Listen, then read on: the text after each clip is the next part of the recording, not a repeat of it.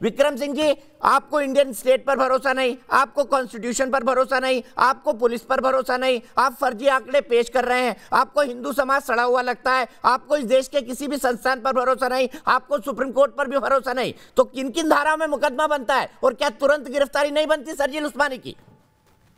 दीपक जी, इनके ऊपर तो अगर धारा गिराएगी तो शायद आपके प्रोग्राम में बाकी समय नहीं बचेगा। रासुका से लेकर के पहले 120 बी आईपीसी धारा विद 153A, 147, 148, 149, इसके अलावा अन्य सुसंगत धाराएं हैं, लेकिन इस पे प्रकाश डालें। और रेड विथ यूएपीए ना भूल जाइएगा, ये तो लगेगा ही लगेगा, और इसमें पूरा इंतजाम है 10 साल से ऊपर का। दूसरी चीज ये है, इनके दिमागी इलाज की भी जरूरत है। मैं चाहूंगा कि एक पैनल ऑफ डॉक्टर्स और साइकेट्रिस्ट इनके दिमाग का, क्योंकि एक नॉर्मल व्यक्ति ऐसी बेबुनियाद उल जलूल बातें, असंगत बातें नहीं कर सकता है, इसलिए इनके दिमागी इलाज के भी चेकअप किया जाए, मुकदमा लिख के इनके खिलाफ कार्रवाई की जाए, क्योंकि जितने भड़काऊ बयान इन्होंने दिए हैं, राष्ट्र विरोधी होने के साथ साथ पुलिस वालों के ऊपर आपने जो आरोप लगाए हैं, अगर आपने वाकई गंभीर होते, संजीदा होते, तो आप जाके न्यायालय में एक मुकदमा कायम कर देते 156(3) के अंतर्गत सीआरपीसी के, कि पुलिस वालों ने कत्ल किया। वो तो आपने किया नहीं, ना आप करेंगे, ना आपके अंदर इतनी सलाहियत।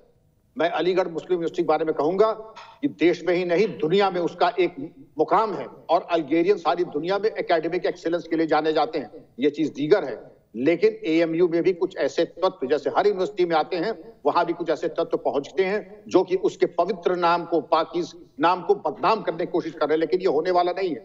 लेकिन दीपक जी, मेरा परामर्श होगा, अगर आप स्टैटिस्टिक्स देखें कि गोली पुलिस एनकाउंटर क्यों चलाती है, अपनी आत्मरक्षा में धारा 96 से लेकर के 106 आईपीसी में, धारा 41 सीआरपीसी के अंतर्गत हंगामाए गिरफ्तारी में मुनासिब चोट पहुंचा करके गिरफ्तार किया गया। मुनासिब, गैर मुनासिब नहीं, कि अपने हिफाजत में, किसी और की हिफाजत में वो न्यूनतम बल प्रयोग किया जाता है। और अगर आपने कहे इतने फर्जी हुए हैं, जुडिशरी क्या अंधी हो गई हमारे सुपीरियर ऑफिसर्स, मानवाधिकार आयोग, स्टेट और सेंटर अंधे हो गए? नहीं, वो तो कह रहे हैं हमको न्यायपालिका पर भी भरोसा नहीं है।